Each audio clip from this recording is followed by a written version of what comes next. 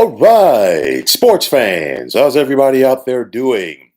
William Martin coming at you one more time here on YouTube with another edition of the 300 Pounds of Sports Knowledge Podcast. Now, we all know that the landscape of college football is and will continue to change with the advent of the expanded college football playoff, the NILs, and of course, the expanded mega conferences. One of the other changes that we have seen in recent years has been some players opting out of their bowl games due to preparation for the NFL draft, or if they're simply looking to jump into the transfer portal. And as the number of opt outs continue to increase in recent years, you have to expect some changes coming forth to that, and those changes could be coming sooner rather than later. I say this because, according to ESPN.com, from their findings at the Fiesta Bowl Summit, which was held last week, it's only going to be a matter of time before the NILs are brought in house by the respective universities. And in exchange for doing so, and having the schools pay the NIL money to these kids, players would then be signing a contract to play a 12-game regular season as well as a bowl game and or in the college football playoff.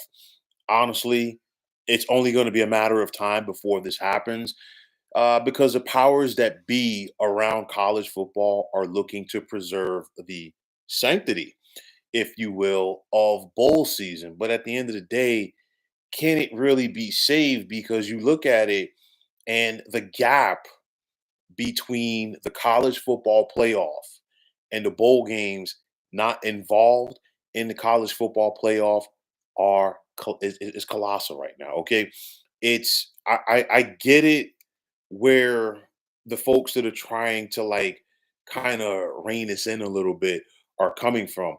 A lot of sponsorship money, is being thrown around for these bowl games, and of course the top guys in some cases are not playing. I totally understand where they're coming from because they have commitments from their sponsors. And of course, people really don't want to, tune in to see the backups in some cases play.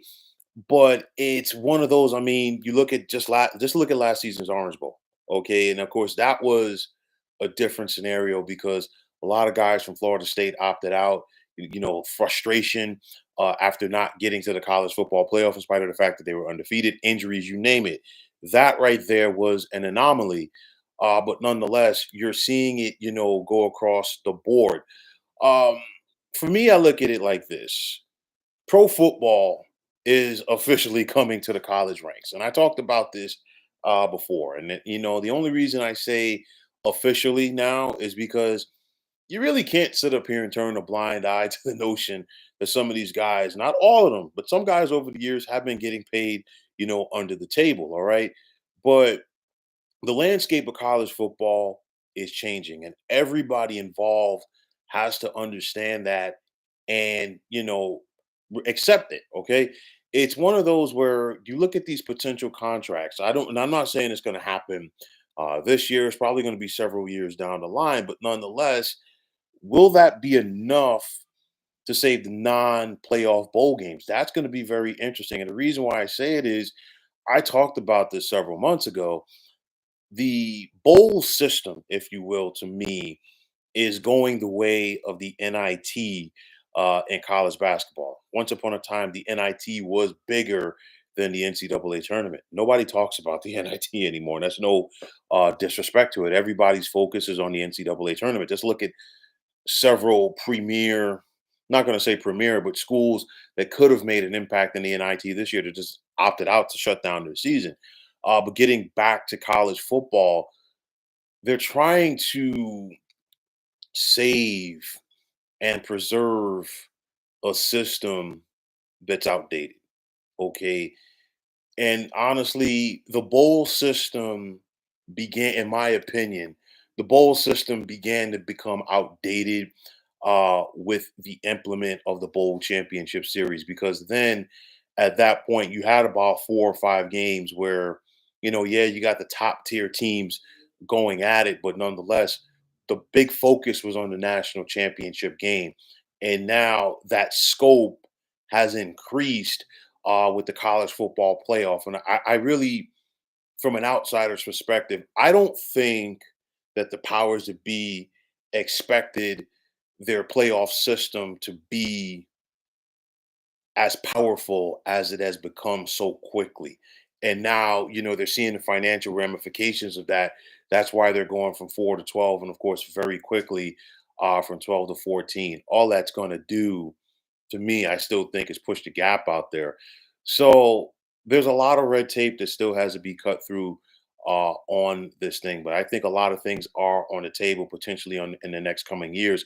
But I do think that pro style contracts are on the horizon. It's one of those where you look at it with the NIL money, and of course, some of these schools have the potential to create bigger NIL deals for kids than others. And of course, there's going to be a lot of back and forth over that with a lot of people. But I think at the end of the day, it just again goes to show you the gap not only between the non-playoff bowl games and the regular bowl games, or the non-playoff bowl games and the college football playoff, excuse me, but then also the haves and have-nots. You look at the SEC money and the Big Ten money compared to everybody else, and I think it's going to be the same thing with the NILs in regards to how some schools are able to like give more than others, and then you're bringing a pro style mantra, if you will, to the collegiate game, but also what has made a lot of pro leagues successful, has been their ability to do revenue sharing. And that's something that college football has definitely,